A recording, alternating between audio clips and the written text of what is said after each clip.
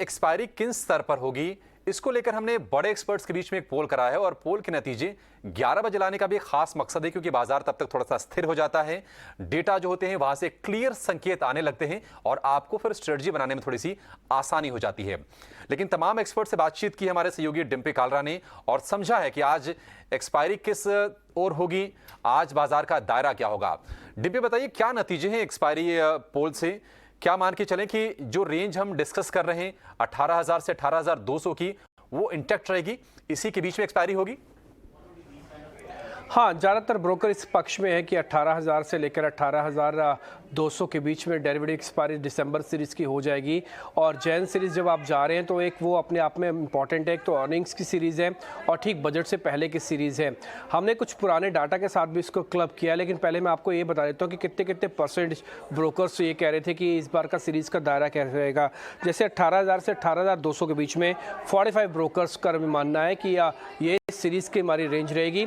हमने ऊपर और नीचे के लेवल्स भी पता किए हैं। मान लीजिए 18,000 के नीचे आ जाए मार्केट तो उसके चांसेस कितने हैं, तो वहाँ पर चांसेस 30% बनते हैं इस बार, कि 30% चांसेस इसके भी बनते हैं। कुल मिलाकर इन दोनों को अगर आप क्लब कर लेंगे 45% और 30%, तो मेजॉरिटी हिस्सा ये कहता है कि आज के दिन हम 18,200 पार नहीं करेंगे। इसकी प्रोबेबिलिटी बेहद बेहद कम होती जा रही है जैसे समय और पास होता जा रहा है। तो 18,000 से 18,200 के बीच में चांसेस ज़्यादा है कि आज सीरीज़ हम निफ्टी के पॉइंट ऑफ व्यू से क्लोज कर दें। सेम बैंक निफ्टी का भी हमने व्यू पॉइंट पता किया। बैंक निफ्टी का क्योंकि इंडेक्स बड़ा है, 42,000 का इंडेक्स है, तो इसलिए इसके अंदर वॉलेटिलिटी हमने 4 हिस्सों में बना दिया था इसको। पहला हिस्सा यह है कि क्या कितना 42,300 के नीचे जाने के चांसेस कितने हैं, तो वहां पर अगर आप चांसेस देखेंगे तो 10% है। यानी कि आज हमारा बेस अगर 42,500 ब्रेक हो भी जाता है तब भी कम से कम 42,300 के नीचे तो नहीं जाएंगे। ये फेक ब्रेक होगा और वापस ऊपर भी आ सकता है, लेकिन वो 42,300 नहीं ब्रेक करेगा, तो इसकी प्रोबेबिलिटी कम है। हाँ, चांसेस सबसे ज़्यादा 42,500 से लेकर 42,800 के बीच में है, जिसके बीच में कल भी हमने क्लोज किया था, आज भी शायद इसी के बीच में हम क्लोज कर जाएंगे। इसके ऊपर के चांसेस 25% और 43,000 के ऊपर जाने के चांसेस कितने हैं, तो वो भी कम है, वो सिर्फ 15% है। तो कुल मिला के आप मान के चलेगा कि 42,500 से 850 के बीच में बैंक निफ्टी, 18,000 से लेकर 18,200 के बीच में निफ्टी आपको इस बार की सीरीज क्लोज होती हुई दिखेगी। एक इंपॉर्टेंट बात मैं इस सीरीज की क्लोजिंग के साथ जरूर जोड़ना चाहूंगा। जनवरी के अंदर जहां पे अब आप एंटर कर रहे हैं, हमने पिछले 3 साल का डाटा निकाला हुआ है। 20, 21 और 22 में क्या क्या हुआ था जनवरी में, तो हर बार तीनों बार नेगेटिव था। तीनों बार परसेंटेज करीब 1 से 2% के बीच में था। ना तो शायद ज़्यादा रिटर्न मिले, ना ही बहुत बड़ा रिटर्न मिले, ऐसा जनवरी सीरीज़ का पुराना डाटा बताता है।